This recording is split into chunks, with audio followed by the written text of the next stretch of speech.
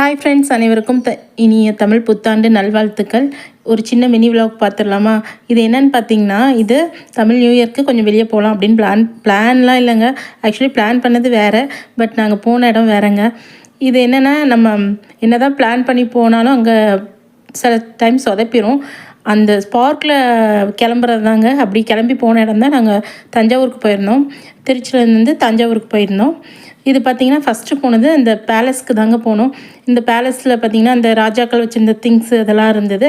அதெல்லாம் பார்த்துட்டு அதுக்கப்புறமேட்டு பார்த்திங்கன்னா இன்னும் அந்த கொஞ்சம் பில்டிங் மாதிரிலாம் இருக்குது, அங்கெல்லாம் வேலை நடக்குது அப்படின்னு சொல்லிட்டு அங்கே வந்து அலோவ் பண்ணலை.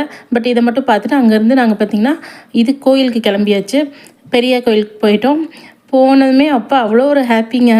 இந்த கோயிலுக்கு எத்தனை வாட்டி வந்தாலும் ரொம்ப ஹாப்பியாக இருக்கும். சூப்பராக இருக்கும் இந்த கோயில். அங்கே போன டைமில் பார்த்திங்கன்னா இங்கே ஏதோ நிகழ்ச்சி நடந்துகிட்டு இருந்தது. பரதநாட்டியம்லாம் ஆடிட்டு இருந்தாங்க. பாருங்கள், கோயிலே எவ்வளோ சூப்பராக இருந்துச்சு. ஆனால் எத்தனை வாட்டி வந்தாலும் ஒரே கேள்வி தான், எப்படி தான் இதை கட்டியிருப்பாங்களோ, எப்படி தான் இதை கட்டியிருப்பாங்களோன்னு. அவ்வளோ சூப்பராக இருக்கும். நான் என் பையன்கிட்ட சொல்லிகிட்டே இருப்பேன், டைம் மிஷின் மட்டும் ஒன்று இருந்துச்சுன்னு வச்சுக்கோவேன், இந்த ராஜராஜ சோழன் எப்படி இதை இப்படி கட்டியிருப்பாருன்னு போய் கேட்கணும் அப்படின்னு சொல்லிக்கிட்டே இருப்பேன். அவன் என்னம்மா இது கொஸ்டின் அப்படின்னு கேட்பான். பாருங்கள் எவ்வளோ அழகாக இருக்குன்னு. சூப்பராக சாமியை தரிசனம் பண்ணிவிட்டு புத்தாண்டுக்கு போய் அட்டண்டன்ஸ் போட்டுட்டு வந்தாச்சு. நீங்கள் எங்கே போனீங்கன்னு மறக்காமல் கமெண்ட் பண்ணுங்கள். பாய்.